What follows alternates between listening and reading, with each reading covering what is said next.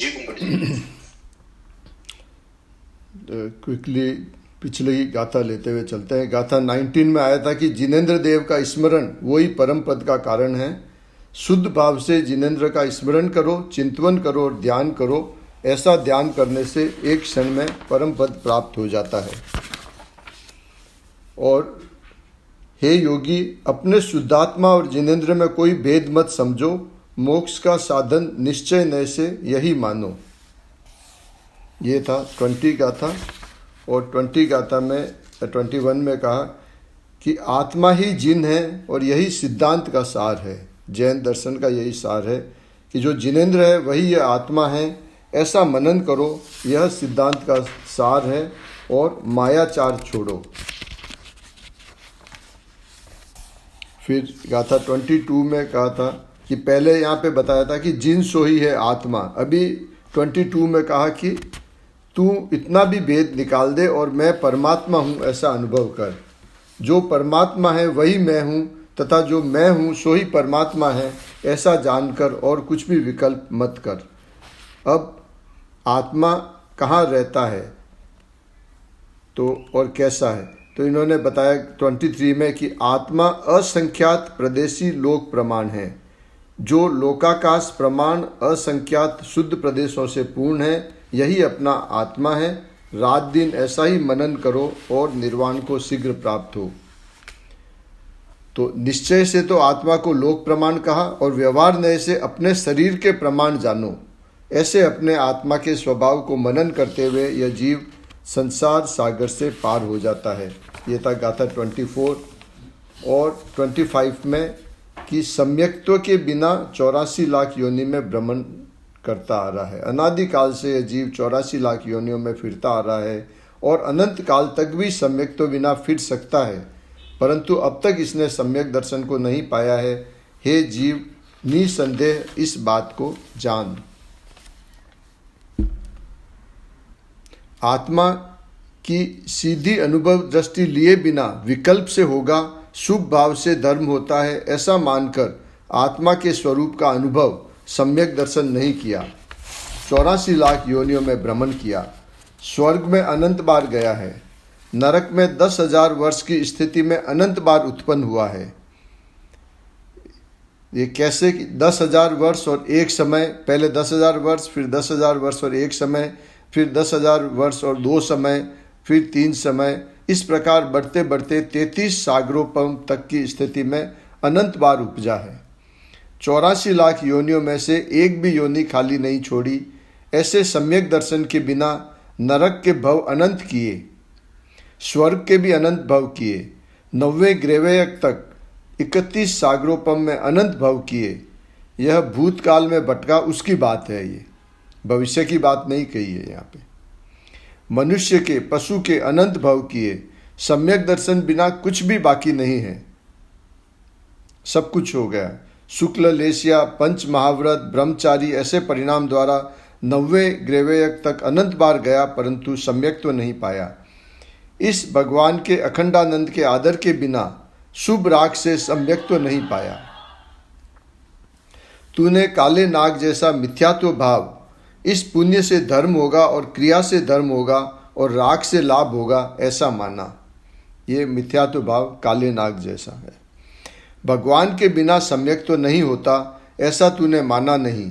राग के बिना नहीं होता ऐसा मानकर तूने अनंत भव किए हैं। जिस भाव के कारण से भव किए उस कारण से सम्यक तो नहीं मिलता है।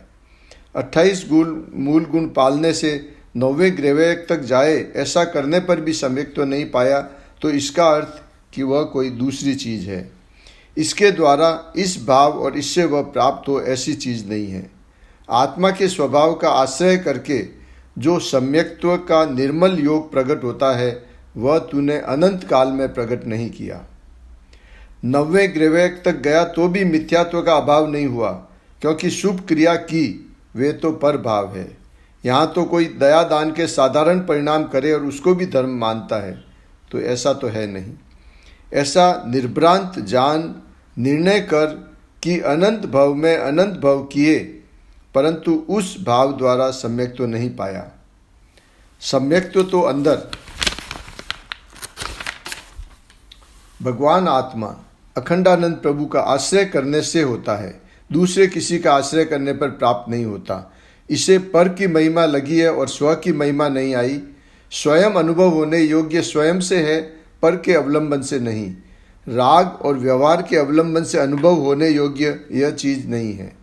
ऐसी आत्मा की महिमा किए बिना अनंत बार भटक भटक कर मरा। अहिंसा पाली, दया पाली, व्रत तप भक्ति तपस्या उपवास किए, परंतु भगवान आत्मा एक स्वरूप सीधा अनुभव होने योग्य है, उसकी महिमा नहीं की।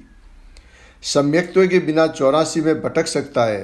हे जीव, निसंदेहपने यह बात जान, भगवान आत्मा का सीधा अनुभव होने योग्य है।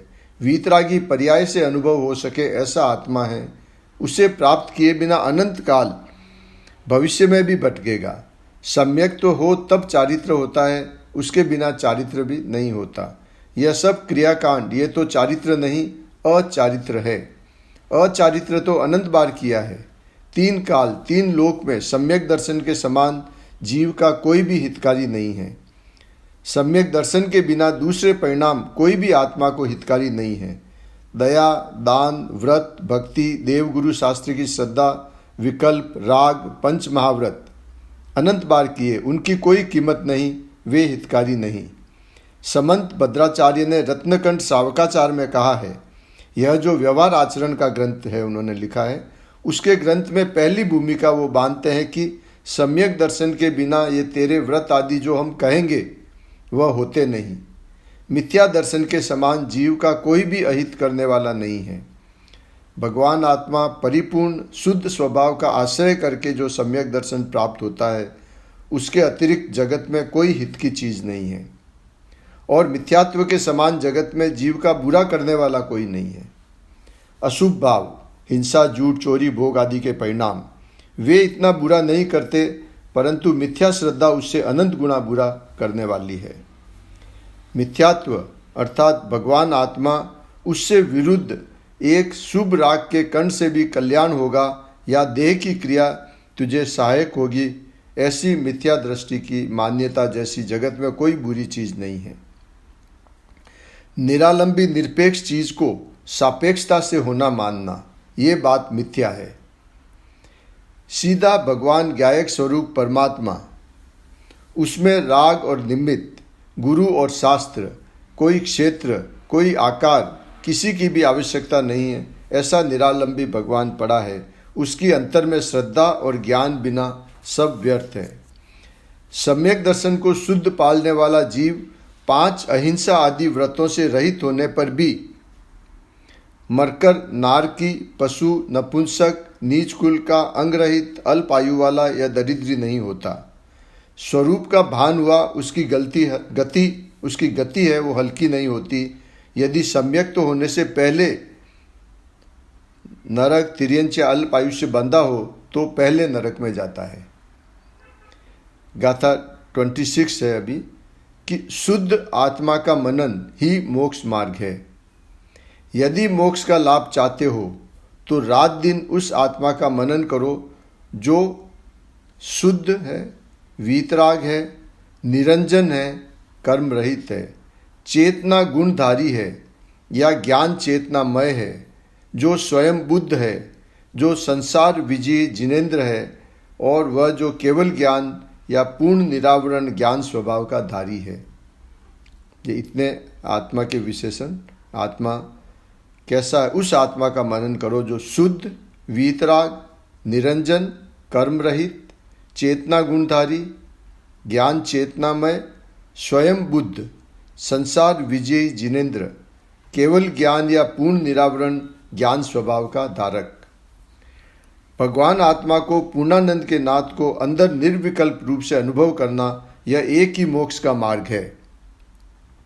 शरीर, वाणी, मन, 8 कर्म के रजकण जो अंदर है तथा पुण्य पाप के मलिन विकारी भाव, उनसे रहित भगवान अंदर विराजमान आत्मा, वह तो सच्चिदानंद आनंद कंद सिद्ध समान है। ऐसे शुद्ध भगवान की एकाग्रता और मनन वही मोक्ष का मार्ग है, दूसरा कोई मोक्ष का मार्ग नहीं है। यदि मोक्ष का लाभ चाहता हो तो रात दिन इस आत्मा का मनन करो। जिसे पुण्य चाहिए, पैसा चाहिए, स्वर्ग चाहिए, तो उसके लिए यह बात नहीं है। परमानंद की आत्मा की दशा, आत्मा की पूर्ण शुद्ध आनंद दशा का नाम मोक्ष है। ऐसी मोक्ष की दशा आत्मा में शुद्धता तो परिपूर्ण पड़ी है, उसकी वर्तमान दशा में परिपूर्ण शुद्ध और आनंद की परिपूर्णता की प्राप्ति होना, उसी का नाम मुक्ति है। वह चाहता हो, ऐसा चाहता हो तो रात दिन भगवान शुद्ध परमानंद निर्मलानंद है, यह उसका ध्यान कर। पुण्य पाप के विकारी मलिन भाव दोनों के पीछे, पुण्य के और पाप के विकारी भाव दोनों के पीछे भगवान शुद्ध चिदानंद मूर्ति आत्मा है। आत्मा तो शुद्ध है, शुद्ध वीतरागी निरंजन कर्म रहित है, ऐसी चीज है, उसका मनन कर। राग पुण्य व्यवहार का मनन छोड़ दे, शुद्ध का मनन कर।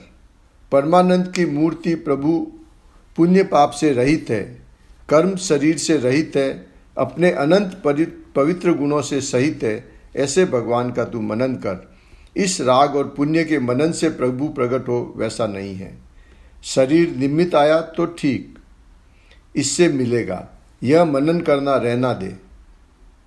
ऐसे निमित्त होवे तो ठीक, शुभ राग होवे तो ठीक, ऐसी कसाई की मनता के परिणाम होवे तो ठीक। ऐसा मनन तो तूने राग का किया, अनादि से किया, इससे अनादि से तुम्हें संसार फलता है, अब तो तुझे मुक्त होना है ना।